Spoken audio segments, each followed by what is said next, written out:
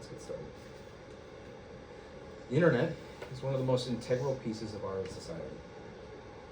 It allows individuals to communicate similar ideas, opinions, and ideologies across the world. Unfortunately, it is also home of one of the most hateful places, of some of the most hateful places on the planet. It is the proverbial soapbox of bigots to preach from. One form of hate is launched against the most sacred members of our community, women. Today, we're going to discuss how toxic masculinity and its champions on social media perpetuate violence against women. As a son, a brother, a husband, and a father of a daughter, I have witnessed firsthand the importance of gender equality and the devastating impact of toxic masculinity and the violence it causes against women. I stand before you not just as an advocate, but as a feminist dedicated to dismantling harmful ideologies and promoting a culture of respect and equality. From my personal experience, coupled with my commitment to these feminist principles, it'll underscore the urgency of addressing this pervasive influence of social media and the influencers on those platforms that perpetuate toxic masculinity and therein violence against women. Today, I stand before you as a herald of the change, beckoning you all to do your part to protect our mothers, our sisters, our wives, and our daughters. My goal is to pass along this knowledge so that we may all do our part to stamp out hate where we see it, whether it be by teaching your sons, standing up to your husbands, or educating your fathers. First, let us begin with social media and the influence that it has. There are many social media platforms: YouTube, TikTok, Facebook, Instagram, X, formerly Twitter, and many more. These websites are home to individuals who wield significant influence in shaping societal norms and behaviors. Unfortunately, there seems to be no sign in stopping of this behavior and this perpetuation of unrealistic standards of femininity and ongoing contributions to the objectification of women. Now, some of these controversial figures are Jordan Peterson and Andrew Tate, those of which we will be talking about today. They use their platforms to propagate toxic masculinity and misogynistic ideologies for profit. For instance, Andrew Tate, despite being banned from multiple platforms, he continues to amass an enormous following by glorifying aggression, dominance, and violence against women. So much so that he was actually arrested in Romania for human and sex trafficking.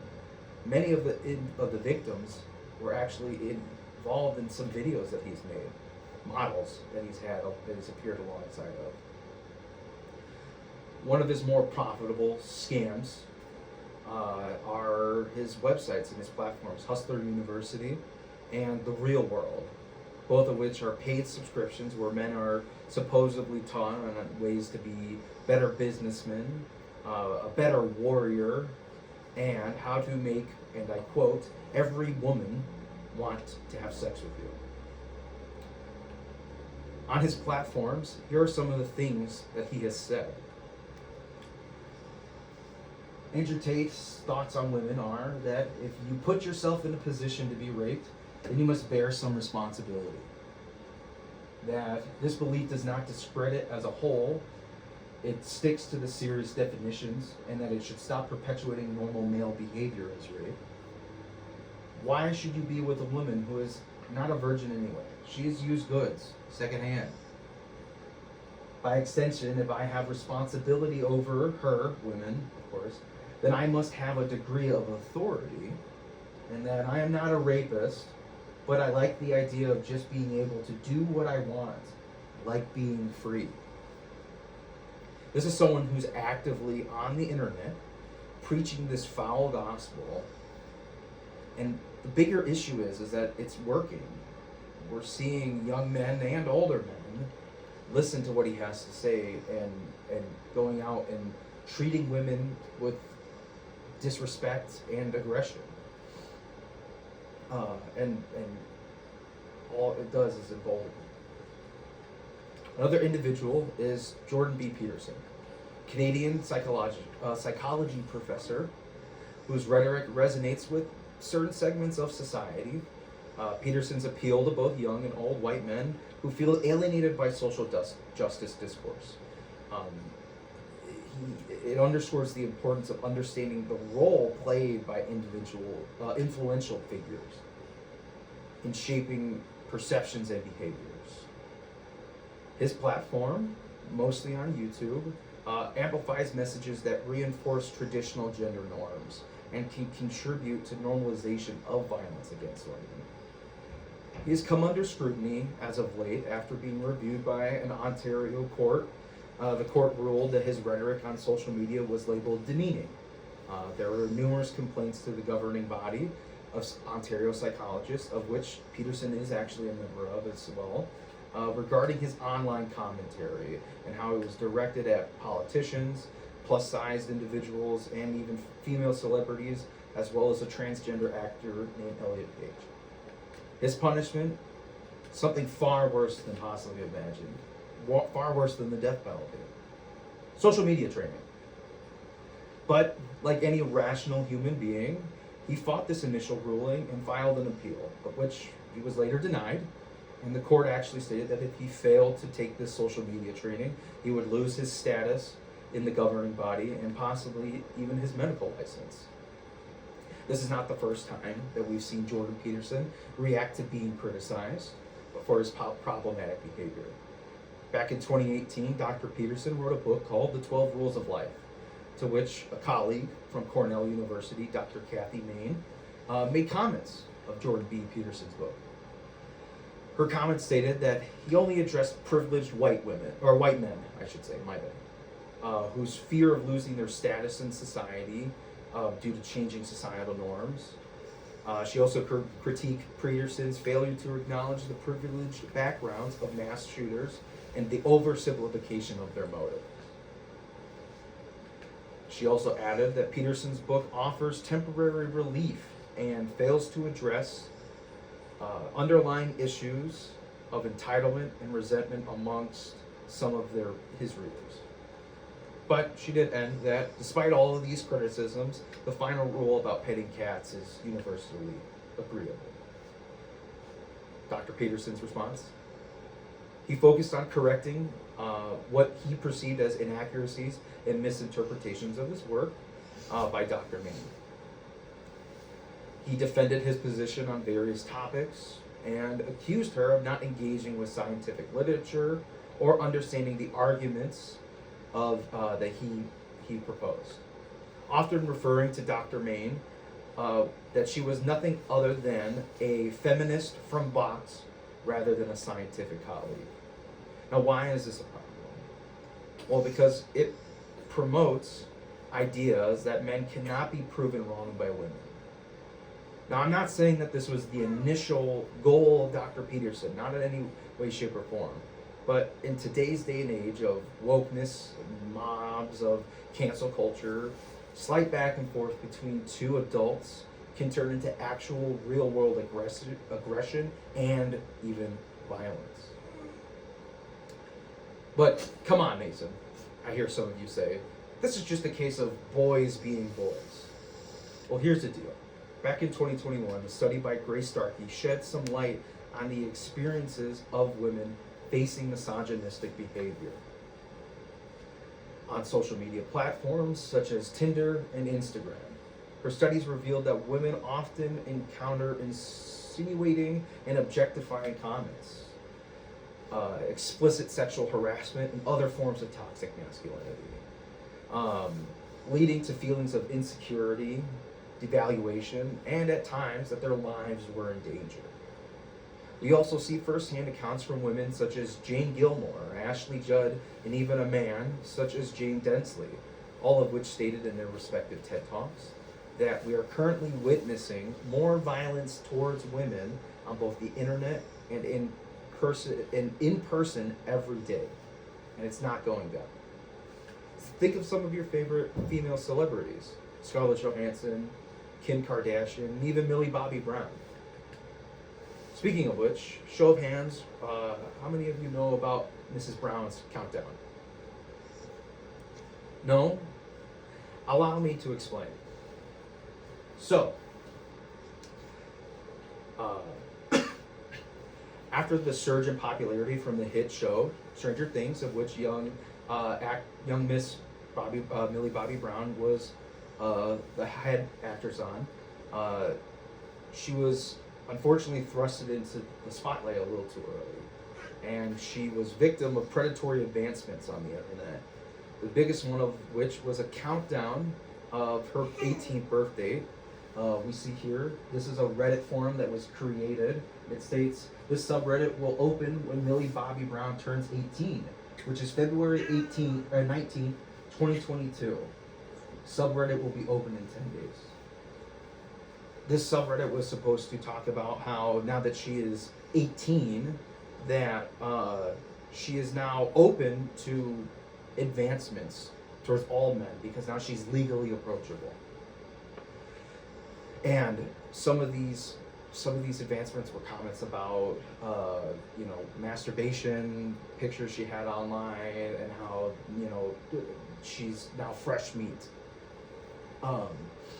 We also saw something similar happen to the Olsen twins back in, I believe, the 90s, early 2000s. This is actually a Reddit post from another Redditor that says, were any of you around for the Olsen twins turning 18? Radio talk show hosts had countdowns for it. There were TV spots for it. And I remember distinctly overhearing my grown male family members and townsfolk talking about it as if they were talking about waiting in line at a deli for fresh cuts. It was even so bad that Mad TV, she thinks, did a skit on it. In the skit, there were actually there was a meat counter ticket line, of which a countdown to when they were turning 18. Now, this is showing that this is not a new thing. It happens to not just the Olsen twins, not just to Millie Bobby Brown, to countless of young women throughout the internet. One of my own classmates even shared her own story in a survey I posted for this very class. Although unfortunately, not enough of my classmates were comfortable enough to comment on this survey as well. But her own story of tackling toxic masculinity and being preyed upon on social media shook me to my core. I know it takes place, but it's always hard hearing other individuals close to you commenting about stuff like this. This moves us to our next point. One of the main causes of toxic masculinity and violence towards women is that it is deeply ingrained in societal norms and cultural expectations. And social media amplifies these harmful ideologies, further normalizing and perpetuating them, giving men like Andrew Tate, Jordan Peterson, and many others a platform to give credence to the many voices that scream and lash out against women. Next, we'll talk about why do we see these influencers continuing to push this agenda. The glaring issue that I see is that these individuals do what they do because it prioritizes engagement and controversy to boost following and to monetize their platforms. That's all it is. It's money. This profit-driven approach incentivizes the promotion of sensationalism and harmful content, including messages that perpetuate toxic masculinity and violence against women. Moving forward, we can analyze some data here from the National Library of Medicine. Back on April 23rd, 2018, researchers like Mike C. Parent, Teresa D. Gobble, and Aaron Rochelle set out to understand how men use their social media and how it affects their mood. They focused on some ideas of toxic masculinity, and they also looked at how men interact together online, whether it's positive or negative. They surveyed a group of 402 men about their social media habits and their toxic masculinity beliefs. as well as their feelings of depression and isolation.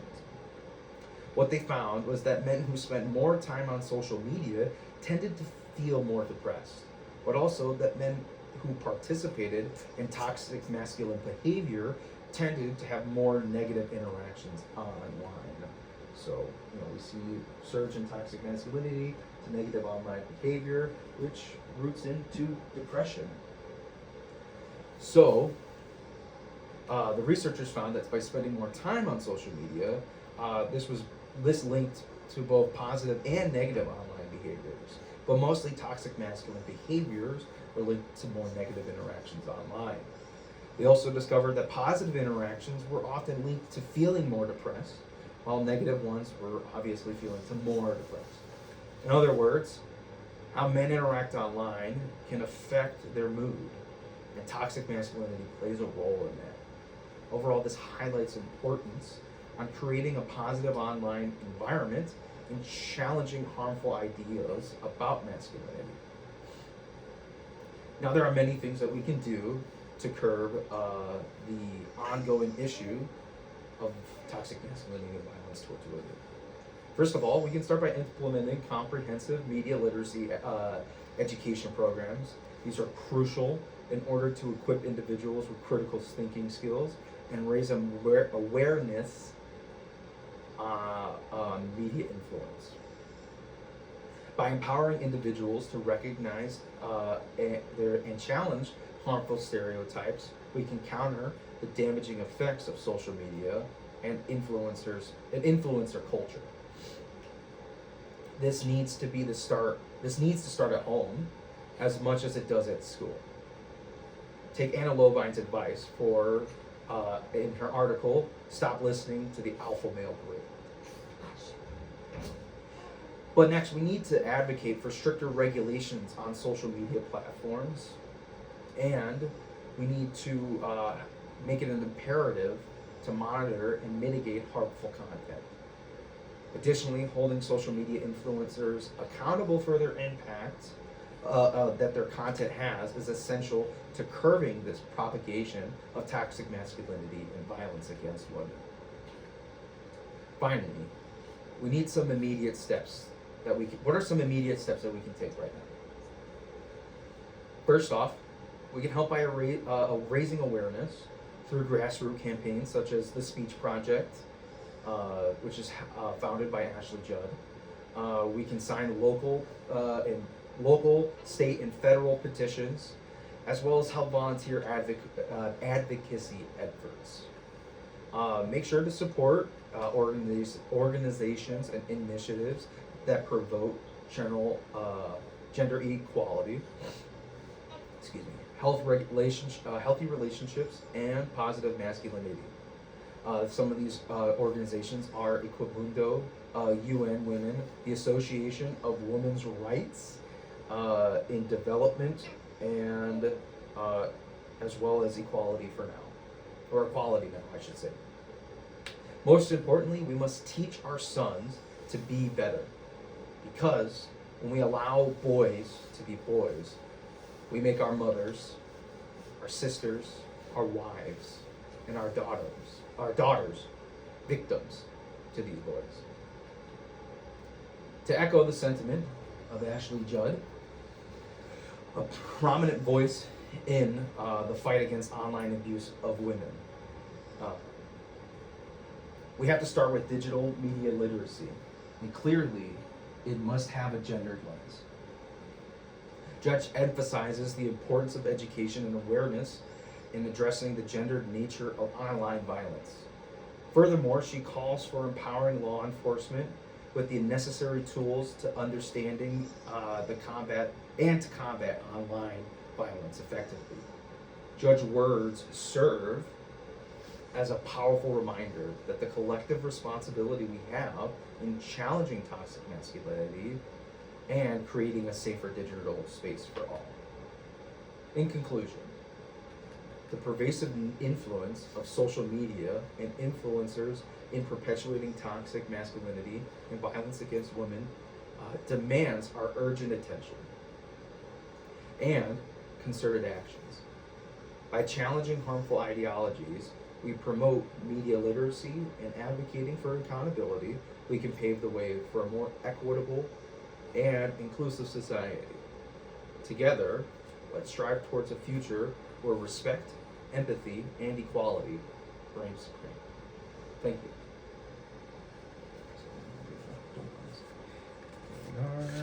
My cards, that's blank. For that pen, have everyone say hi as we're getting out of here.